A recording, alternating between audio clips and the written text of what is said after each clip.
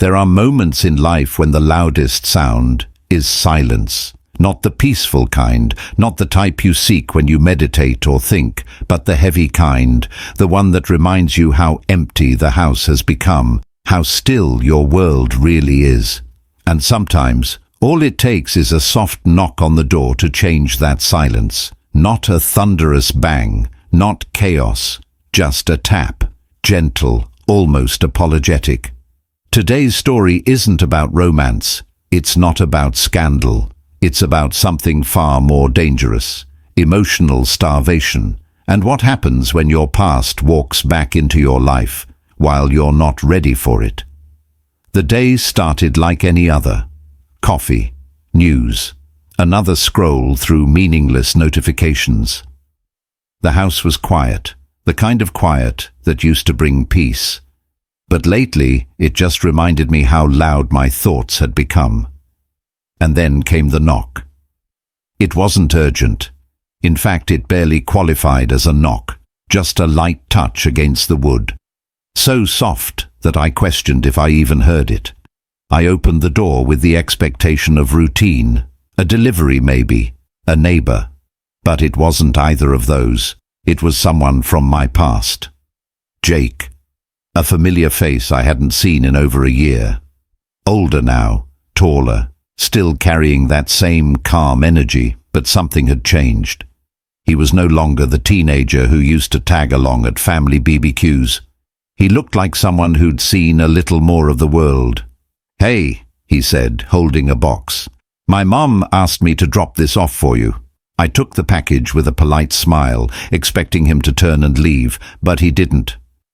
"Can I come in for a moment?" he asked. "Of course," I said, stepping aside. We sat in the kitchen. I poured lemonade into 2 glasses. The sun filtered in through the blinds, catching dust in the air like golden snowfall.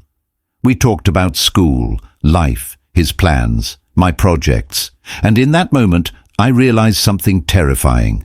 I had gone so long without a real conversation that I forgot how much I needed one.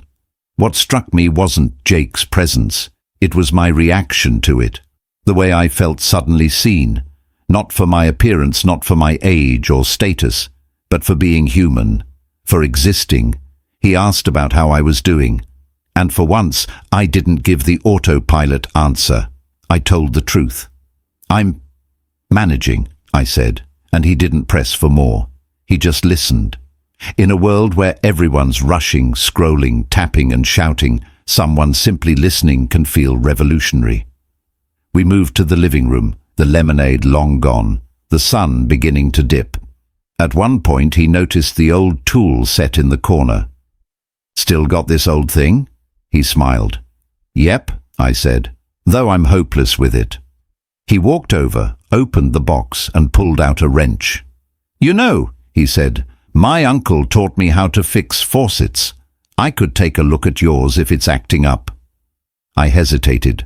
Not because I didn't trust him, but because I realized something else. I had forgotten what it felt like to let someone help me. Pride, isolation, independence, all great in moderation, but when they become a wall, they also become your cage. We walked to the bathroom. The faucet had been weak for months, and I just lived with it, like so many little things I let break without fixing. He got to work while I sat nearby, watching someone do something for me, without needing a reason. And that's when it hit me. Loneliness doesn't always come from being alone. Sometimes it comes from not being touched by intention, not romantic, not physical, but touched by someone's time, someone's presence. The repair didn't take long. He dried his hands on a towel and gave a satisfied nod. "All good," he said. He moved toward the door but paused. "I'm glad I stopped by," he said.